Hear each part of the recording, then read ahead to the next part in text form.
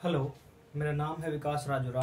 मेरा सब्जेक्ट है बायोलॉजी और आज हम स्टार्ट करेंगे 12th क्लास का 4th चैप्टर जिसका नाम है रिप्रोडक्टिव हेल्थ। क्या होती है ये रिप्रोडक्टिव हेल्थ? रिप्रोडक्टिव हेल्थ अगर सिंपल लैंग्वेज में कहें तो when the reproductive organ work properly, this is called reproductive health. लेकिन अकॉर्डिंग टू WHO जो डेफिनेशन है रिप्रोडक्शन की या रिप्रोडक्टिव हेल्थ की, वो है the total well being in all aspects of reproduction, that is physical, emotional, behavioural and social. This is the definition according to WHO। तो reproductive health ये एक टॉपिक है हमारा, तो इसकी ज़रूरत क्यों पड़ी? रिप्रोडक्टिव हेल्थ पढ़ने की हमें क्या ज़रूरत पड़ी और गवर्नमेंट को क्यों ज़रूरत पड़ी इस रिप्रोडक्टिव हेल्थ के बारे में लोगों को बताने की? तो ये सारी चीज़ें हम पढ़ेंगे आज इस चैप्टर में। इससे रिलेटेड जो भी प्रॉब्लम्स हैं, स्ट्रैटेजीज हैं, फिर उसके बाद उनको आज हम इस टॉपिक में आज डिस्कस करेंगे। तो सबसे पहले बात करते हैं हमारी प्रॉब्लम्स की। जो रिप्रोडक्टिव हेल्थ है उससे जो प्रॉब्लम्स हैं उनकी बात कर लेते हैं। तो अगर रिप्रोडक्टिव हेल्थ के बारे में अगर हम अवेयर ना करें तो क्या क्या परेशानियां आ सकती है, क्या क्या प्रॉब्लम हो सकती है, तो उसके बारे में बात कर रहे हैं। तो सबसे पहली प्रॉब्लम है ओवर पॉपुलेशन। दूसरी प्रॉब्लम होगी हमारी अर्ली मैरिजेस।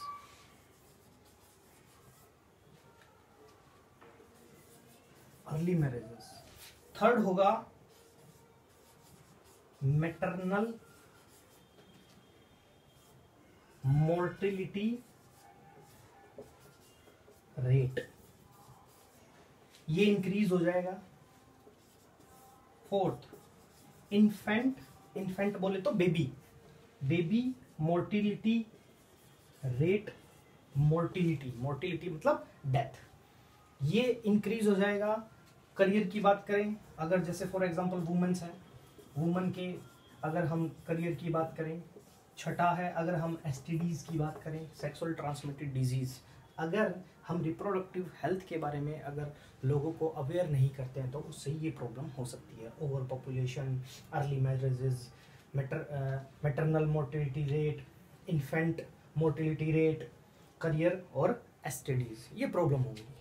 अब इन प्रॉब्लम को सॉल्व करने के लिए कब से हमारी गवर्नमेंट कोशिश कर रही है और क्या क्या तरीके हैं, क्या क्या टास्क गवर्नमेंट ने उठाए हैं इन प्रॉब्लम को दूर करने के लिए, चलो देखते हैं। तो क्या किया है गवर्नमेंट ने? तो हमारी जो इंडियन गवर्नमेंट है या हमारा जो देश है इंडिया, ये कब से लगा हुआ है इस रिप्रोडक्टिव हेल्थ को प्रमोट करने के लिए, या ये कह सकते हैं कि लोगों को इसके बारे में अवेयर करने के लिए। तो 1951 से हमारे इंडिया में ये रिप्रोडक्टिव हेल्थ के बारे में लोगों को अवेयर करने की कोशिश चल रही है या हम कर रहे हैं। तो 1951 में कैसे अवेयर किया?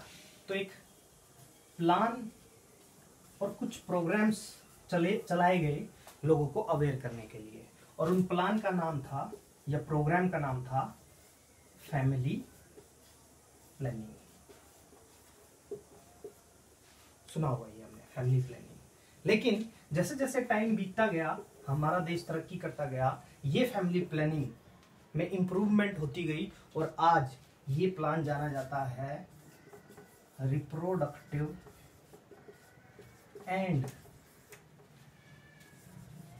चाइल्ड हेल्थ केयर के नाम से।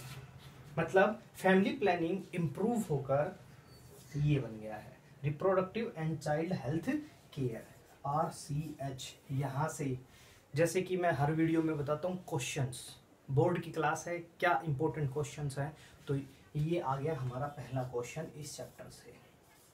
ये फर्स्ट क्वेश्चन है हमारा, RCH क्या है?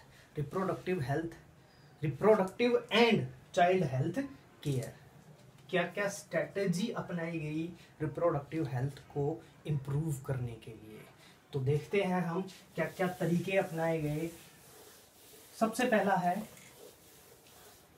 Awareness, awareness about reproduction, awareness about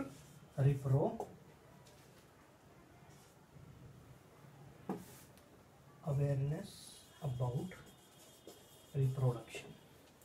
कैसे अवेयरनेस फैलाएगी रिप्रोडक्शन या फैला रहे हैं? तो बेसिकली हम देखते हैं जगह जगह पोस्टर्स लगे रहते हैं, जैसे फॉर एग्जांपल कॉन्डोम हो गए, जो फैमिली कॉन्ट्रासेप्शन हो गए, कॉपर-टी हो गए, या एड भी आती हैं कि छोटा परिवार सुखी परिवार, और for the good contraception that is condom, और इस तरह के कुछ एड्स आते हैं। तो दैट मीन अवेयर करने का तरीका क्या अपनाया गया, मतलब किसकी मदद ली गई? मतलब मदद ली गई ऑडियो विजुअल्स की। Audio visuals, print media, newspaper में ऐड आती है, न्यूज़पेपर में ऐड आती है, बड़े बड़े पोस्टर्स लगे रहते हैं, जैसे फॉर एग्जांपल पिल्स की ऐड हो गई, कॉन्डोम की ऐड हो गई, और ये सारी चीज़ें क्या हैं आपका अवेयर करने का तरीका, ऑडियो विजुअल और प्रिंट मीडिया। ये अवेयर करने के लिए कौन आगे बढ़ा? हमारी गवर्नमेंट, प्लस इस गवर्नमेंट के साथ कुछ एनजीओज, नॉन गवर्नमेंट ऑर्गेनाइजेशन या एजेंसीज, इन्होंने भी अवेयरनेस, रिप्रोडक्शन के अवेयरनेस के लिए मदद की, कोशिश की, और कोशिश कर रहे हैं लोगों को अवेयर किया जाए। नेक्स्ट, इसके अलावा और अवेयर करने के लिए किसकी मदद ले सकते हैं हम, या कह सकते हैं और कौन? पेरेंट्स, टीचर्स, फ्रेंड्स, ये भी रिप्रोडक्शन के बारे में अवेयर करते हैं और टाइम टू टाइम हमें बता सकते हैं। नेक्स्ट आता है उसके बाद सेक्स एजुकेशन। सेक्स एजुकेशन, यह आ गया आपका second question. Sex education, question ये बनता है, is it necessary sex education in the school? क्या स्कूल टाइम में, in the school time, is it necessary in the school time, the sex education is necessary in school time? ये questions होता है हमारा। तो स्कूल टाइम में क्या sex education जरूरी है? ये आपका एक क्वेश्चन बनता है, ये एनसीईआरटी का भी क्वेश्चन है आपका। तो जी इसका आंसर होगा यस। इसका क्या यूज है, यानी कि सेक्स एजुकेशन को स्कूल टाइम में ऐड करने का, हम 6th क्लास में, 8th क्लास में, 10th क्लास में, और अब 12th क्लास में हम सेक्स एजुकेशन पढ़ रहे हैं। इवन जो हम ये चैप्टर पढ़ी, ये पूरी यूनिट पढ़ी हमने रिप्रोडक्शन की, ये पूरी सेक्स एजुकेशन से रिलेटेड थी। क्या फायदा है इसका?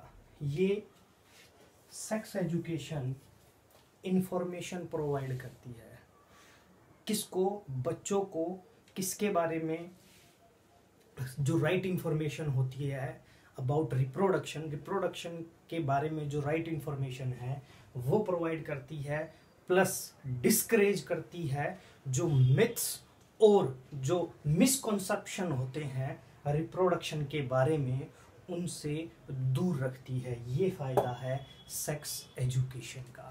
नेक्स्ट देखते हैं उसके बाद थर्ड पॉइंट क्या है हमारा? इसके बाद आता है knowledge of growth of reproductive organs and STDs. ये क्या पॉइंट है? देखो ये क्या पॉइंट है, ये पॉइंट है कि इसमें नॉलेज दी जाती है, या ये कह सकते हैं अवेयर किया जाता है किसके बारे में? एडोलसेंस के बारे में। Adolescence, it is a age between childhood to adulthood. उसके बीच की एक एज होती है जिसको एडोलसेंस बोला जाता है। इस एडोलसेंस में बच्चों को अवेयर किया जाता है। दूसरा, इस एडोलसन में होने वाले चेंजेस, क्योंकि जब तक हम उन चेंजेस को बच्चे में नहीं बताएंगे तब तक उसके लिए वो चीज़ें अजीब लगेंगी, क्योंकि एक जो 12 से, यानी कि प्यूबर्टी का जो टाइम होता है, जो हम पहले पढ़ चुके हैं ह्यूमन में, जो प्यूबर्टी का टाइम होता है उस टाइम पर बहुत सारे चेंजेस आने लगते हैं। जैसे फॉर एग्जांपल जो गर्ल्स हैं या फीमेल्स हैं उनमें मेंस्ट्रुएशन साइकिल स्टार्ट हो जाती है। दैट मीन उनके लिए ये अचानक होता है। तो अगर उनको हम पहले से ही अवेयर कर दें कि भैया 12 से 14 की एज में मेंस्ट्रुएशन साइकिल स्टार्ट हो जाएगी, that mean you are sexually active, sorry means कि आप एक्टिव हो जाओगे रिप्रोडक्शन के लिए, तो एडोल्सन वो स्टेज होती है। नेक्स्ट देखते हैं। उसके बाद आता है एसटीडीज। इस एज में एसटीडीज के बारे में, ताकि वो इस बीमारियों से जो सेक्सुअल ट्रांसमिटेड डिजीज है उनसे वो दूर रहें। इसके अलावा और भी जो चेंजेस आते हैं उसमें, उनके लिए वो प्रिपेयर रहें। तो ये है आपका नॉलेज एसटीडी और ग्रोथ के बारे में। नेक्स्ट आता है बर्थ कंट्रोल डिवाइसेस, फोर्थ हो गया।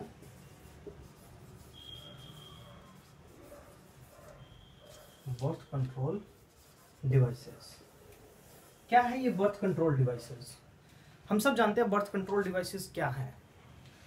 बर्थ कंट्रोल डिवाइसेस ये है कि जो मैरिजेबल कपल्स हैं, जो एजुकेटेड पीपल हैं, जो मैरिजेबल कपल हैं, वो यूज करें इन बर्थ कंट्रोल डिवाइसेस का। जैसे for example condom, copper T, pills आती हैं, उनको यूज करें अगर उनको कंट्रोल करना है पॉपुलेशन पर। तो जो एजुकेटेड पीपल हैं वो ये चीजें समझते हैं और वो इन डिवाइसेस को यूज कर सकते हैं राइट टाइम पर।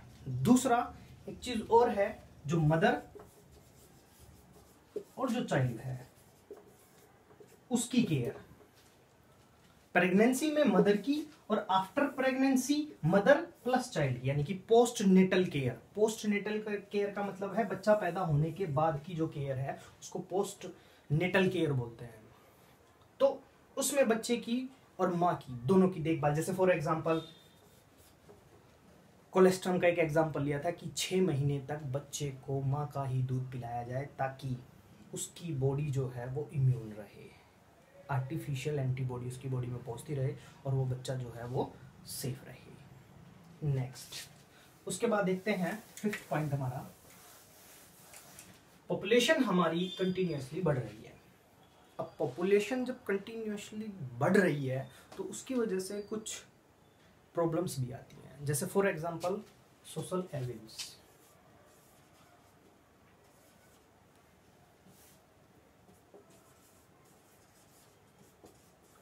Social evils like sex abuse,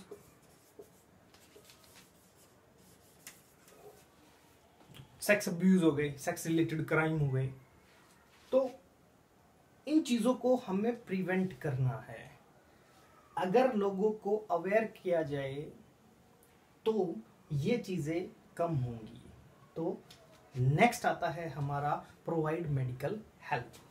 medical help, हम अगर रिप्रोडक्टिव हेल्थ को हमारी सोसाइटी में सही तरीके से इम्प्लीमेंट करना चाहते हैं तो उसके लिए हमें इंफ्रास्ट्रक्चर्स, मेडिकल फैसिलिटीज लोगों को प्रोवाइड करानी पड़ेगी। जैसे फॉर एग्जांपल हमारे गवर्नमेंट हॉस्पिटल में अगर हम जाते हैं और वहाँ पर हमें बर्थ कंट्रोल डिवाइसेस की ज़रूरत है तो वहाँ पर कॉन्डोम जो है वो फ्री में दिए जाते हैं।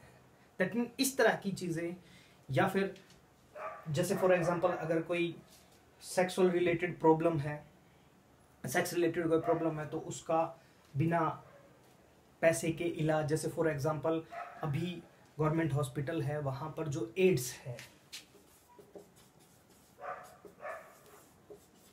इसका जो इलाज है वो फ्री होता है, कोई पैसा नहीं दिया जाता। तो इस तरीके से लोगों को अवेयर किया जा सकता है। नेक्स्ट आता है आपका रिसर्च इन रिप्रोडक्टिव हेल्थ। रिसर्च इन रिप्रोडक्टिव हेल्थ, रिप्रोडक्टिव हेल्थ के एरिया में रिसर्च बिल्कुल टाइम टू टाइम क्या हो रहा है या इसके बारे में रिसर्च भी हो रही है। जैसे फॉर एग्जांपल एक एग्जांपल लेते हैं हम, CDRI, central drug research institute. Central drug research institute ये लखनऊ में है। इसने इंडिया की पहली कॉन्ट्रासेप्टिव पिल बनाई है। कॉन्ट्रासेप्टिव पिल का मतलब है जो प्रेगनेंसी से प्रिवेंट करती है, उसको कॉन्ट्रासेप्टिव पिल बोलते हैं। उसका नाम है सहेली। सहेली इन्होंने डेवलप की है। ये कॉन्ट्रासेप्शन में मदद करती है, अनवांटेड प्रेगनेंसी से बचाती है। नेक्स्ट आता है आपका एम्नियोसेंटेसिस। यहां से आता है आपका third question. What is amniocentesis? Amniocentesis क्या है? एम्नियोसेंटेसिस, पहले इसका मतलब समझते हैं, फिर इसका यूज समझते हैं। एम्नियोसेंटेसिस ये एक टेक्निक है जिससे जो क्रोमोसोमल डिसऑर्डर होता है बच्चे में, क्रोमोसोमल डिसऑर्डर, उसका पता लगा सकते हैं। ये टेक्निक अब बैन कर दी गई है, उसका भी रीजन पढ़ेंगे हम क्यों बैन की गई। तो एम्नियोसेंटेसिस वो टेक्निक थी जिसमें क्रोमोसोमल, बेबी में क्रोमोसोमल डिसऑर्डर का पता लगाया जाता था। ये इसका मतलब था। यूज वही होता था कि बच्चे में अगर डॉक्टर को ये लगता है कि बच्चे की ग्रोथ नॉर्मल नहीं हो रही है और उसमें कोई डिसऑर्डर के चांसेस है, तो ये एम्नियोसेंटेसिस वहां पर यूज किया जाता था। प्रोसीजर क्या है इसका प्रोसीजर और देख लेते हैं कि एम्नियोसेंटेसिस में ऐसे कैसे सेक्सुअल डिसऑर्डर का, क्रोमोसोमल डिसऑर्डर का पता लग जाता है। तो उसके लिए प्रोसीजर ये था कि फॉर एग्जांपल ये यूट्रस है,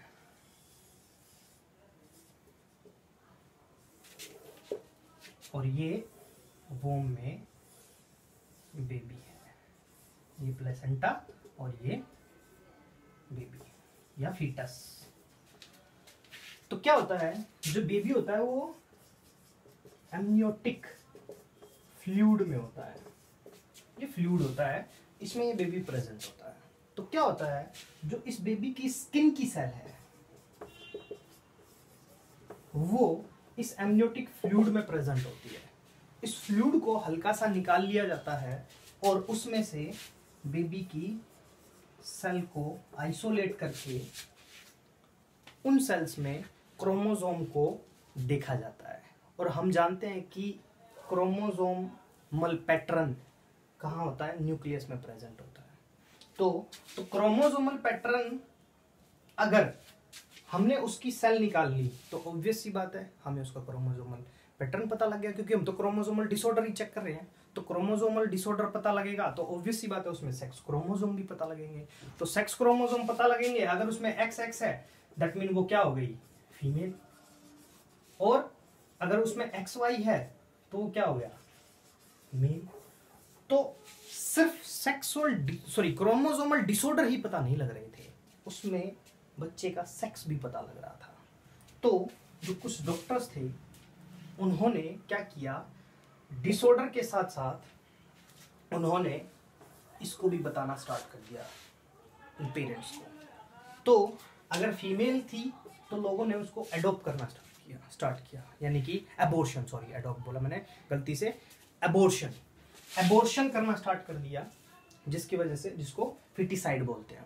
तो उसका यहाँ पर मिसयूज होने लगा, एम्नियोसेंटेसिस का यहाँ पर मिसयूज होने लगा कि क्रोमोसोम के साथ साथ पता तो लग ही गया कि मेल है या फीमेल है। तो जिनको फीमेल नहीं चाहिए वो क्या करते हैं, यानी कि जिसको बेबी गर्ल नहीं चाहिए वो इसको क्या करते थे, मार देते थे, किल कर देते थे, अबॉर्शन करवा देते थे। तो इसकी वजह से इस एम्नियोसेंटेसिस को बैन कर दिया गया। अब एम्नियोसेंटेसिस यूज नहीं होता।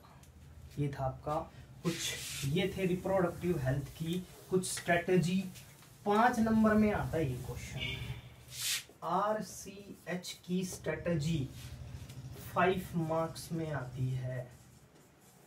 इंपॉर्टेंट चीज यही है कि जो मैं क्वेश्चंस बताता जा रहा हूं उनको आप साथ साथ राइट डाउन करें ताकि लास्ट में प्रॉब्लम ना हो। तो मैंने आपको आज फैमिली प्लानिंग बताया, कब स्टार्ट हुआ था, 1951 में। फैमिली प्लानिंग के नाम से आगे चलकर वो इम्प्लीमेंट हुआ और वो बन गया आपका RCH, reproductive and child health care बन गया। क्या क्या स्ट्रेटेजी अपनाई उसको इम्प्लीमेंट करने के लिए, लोगों को अवेयर करने के लिए उसके बारे में, तो सीधा 5 मार्क्स में आता है। दूसरा मैंने आपको बताया एम्नियोसेंटेसिस, अभी हमने एम्नियोसेंटेसिस पढ़ा, 3 मार्क्स में आता है। कहाँ यूज किया जाता था, कहाँ मिसयूज होने लगा, तो ये 3 मार्क्स में आता है एमनियोसेंटेसिस। पहली पिल किसने, जो कॉन्ट्रासेप्टिव पिल है वो किसने डिस्कवर किया, किसने बनाई, किसने डेवलप की, तो CDRI central drug research institute ने सबसे पहले उसको बनाया। तो ये पूरा 5 नंबर में आता है। जितने भी पॉइंट्स हमने बताए वो सारे पॉइंट्स आपको लिखकर आपको एक्सप्लेन करने होंगे, जो आपकी NCERT में डायरेक्टली दिए हुए हैं। मैंने पॉइंट्स में बनाए हैं, तो इन पॉइंट्स को आप लिख लेना और उन पॉइंट्स में जो बताया वो बातें आप इनमें लिख लेना। और NCERT में ये डायरेक्टली दिया हुआ, पॉइंट्स नहीं बना रखे। NCERT में पढ़ के आपको पॉइंट्स खुद बनाने पड़ेंगे। नेक्स्ट आता है आपका इसमें सेकेंड जो टॉपिक है हमारा, पॉपुलेशन एक्सप्लोजन। क्या है पॉपुलेशन एक्सप्लोजन? क्योंकि कंटिन्यूअसली हमारी पॉपुलेशन बढ़ रही है, uncontrolled growth of population is called population explosion. Population हम जानते हैं कि एक गिवन एरिया में गिवन टाइम में जितना भी नंबर होता है गिवन स्पीसीज का, एक स्पीसीज का, उसको हम पॉपुलेशन बोलते हैं। तो इस पॉपुलेशन एक्सप्लोजन को हम कैसे एक्सप्लेन कर रहे हैं, हम क्या देखेंगे इसमें? देखो कुछ डाटा देख लेते हैं हम इसका, कि पॉपुलेशन जो हमारी बढ़ रही है उसका कारण क्या है। पहले तो उसका कारण ये है कि जैसे हमने स्ट्रेटजीज पढ़ी, तो इन स्ट्रेटजीज को फॉलो किया जाए तो क्या हो रहा है, रिप्रोडक्टिव हेल्थ है जो, या फिर हेल्थ जो फैसिलिटीज़ हैं वो इम्प्रूव हो रही हैं, बेटर लिविंग कंडीशंस आ गई हैं। तो उसकी वजह से ऑब्वियस सी बात है पॉपुलेशन बढ़ेगी। अब पॉपुलेशन बढ़ेगी तो ओवर पॉपुलेशन की वजह से कुछ प्रॉब्लम भी होंगी, लेकिन उससे पहले कुछ देख लेते हैं, कुछ आंकड़े देख लेते हैं, पॉपुलेशन कितनी बढ़ी और कैसे बढ़ रही है, एक्सप्लोजन क्यों बोला गया है इसको, वो देखते हैं। यहां पर 1900 में वर्ल्ड की जो पॉपुलेशन थी वो 2 बिलियन थी, और 2000 में ये 6 बिलियन हो गई। ये वर्ल्ड की है। इंडिया की बात करते हैं। देश आजाद हुआ था 1947 में, पॉपुलेशन थी 350 million, that mean 350 million. Census हुआ 2001 में, सेंसस हुआ 2001 में, लेकिन उससे पहले 2000 में पता लगा हमारे देश की जो पॉपुलेशन है वो 1 बिलियन हो गई थी। यानी कि आपकी 350 मिलियन से, यानी कि 3.5 करोड़ से वो 100 करोड़ हो गई थी। क्लियर है? नेक्स्ट देखते हैं। उसके बाद देखते हैं आपका ये पॉपुलेशन क्यों बढ़ी, कैसे बढ़ी। ठीक है, तो कैसे बढ़ी वो मैं बता चुका हूँ, क्योंकि हेल्थ फैसिलिटीज हैं और जो लिविंग कंडीशंस है वो इम्प्रूव हुई, तो वो उसकी वजह से पॉपुलेशन बढ़ी। अब उसके बाद ये तो था एक डाटा, थोड़ा सा छोटा सा हमारा, जो बुक में आपके NCERT में आपको बड़े आराम से मिल जाएगा। तो दूसरी बात, 2001 में जो सेंसस हुआ था उसमें पता लगा कि हमारा जो पॉपुलेशन ग्रोथ रेट है वो 1.7% है। इसका मतलब ये है कि हर 33 साल में, यानी कि 33 ईयर में हमारे देश की पॉपुलेशन डबल हो रही है। और इसका मतलब यानी कि जो 1947 में 350 मिलियन थी हमारी पॉपुलेशन और 2000 में 1 बिलियन हो गई थी। और इसका मतलब ये है कि दुनिया में हर 6ठा आदमी इंडियन है। नेक्स्ट देखते हैं इसका कारण क्या है, इस ओवर पॉपुलेशन का कारण क्या है। इस ओवर पॉपुलेशन का कारण है हमारा घटता death rate, declining in death rate, rapid declining in death rate. यानी कि हमारा जो डेथ रेट है वो घट गया है। MMR यानी कि मैटरनल मोर्टेलिटी रेट घट गया है। हमारा इनफर्टिलिटी रेट जो है वो घट गया है। ये सब कुछ कारण दे रखे हैं जिसकी वजह से हमारा जो रेट है पॉपुलेशन के कम होने का, ये है वो कारण। इसीलिए हमारी पॉपुलेशन बढ़ रही है। अब पॉपुलेशन बढ़ रही है तो इसका मतलब कोई ना कोई प्रॉब्लम है। मतलब हम इतनी टेंशन क्यों ले रहे हैं कि पॉपुलेशन बढ़ रही है, तो हम इतनी टेंशन इसलिए ले रहे हैं क्योंकि अगर पॉपुलेशन इसी तरीके से बढ़ती रही तो आगे आने वाले टाइम में हमें फूड की, क्लॉथ की और शेल्टर, इन सब की प्रॉब्लम होनी स्टार्ट हो जाएगी। इसीलिए हम इतनी टेंशन ले रहे हैं कि जो इतनी ज़्यादा पॉपुलेशन बढ़ रही है। कंट्रोल कैसे कर सकते हैं? एक, एजुकेशन। लोगों को एजुकेट किया जाए, लोगों को बताया जाए कि ओवर पॉपुलेशन हो रही है तो इसके लिए आप कॉन्ट्रासेप्टिव मेथड्स यूज़ कर सकते हो। बहुत सारे कॉन्ट्रासेप्शन मेथड हैं जो हम यूज़ करके इस पॉपुलेशन को कंट्रोल कर सकते हैं। दूसरा, मैरिजेबल एज। मैरिजेबल एज का मतलब है कि भैया एज के लिए, सॉरी, शादी के लिए 18 फीमेल और 21 मेल, जो कि हमारी इंडिया में है लीगल। इस एज से हमने कोशिश की है इसको कंट्रोल करने की। दूसरा, फैमिली प्लानिंग। लोगों को अवेयर किया कि भाई छोटा परिवार सुखी परिवार, हम दो हमारे दो, इस तरह के कुछ लोगों को बातें बताकर स्लोगन से अवेयर किया गया ताकि वो फैमिली प्लानिंग करें और छोटा परिवार करें, बच्चा एक या मैक्सिमम दो। नेक्स्ट है आपका इंसेंटिव से भी हम पॉपुलेशन को कंट्रोल कर सकते हैं। तो ये था हमारा आज का रिप्रोडक्टिव हेल्थ। कल बात करेंगे बर्थ कंट्रोल मेथड। कल मीन्स कि नेक्स्ट वीडियो में बर्थ कंट्रोल, और सबसे इम्पोर्टेंट बात, क्वेश्चंस जो मैंने इसमें बताए।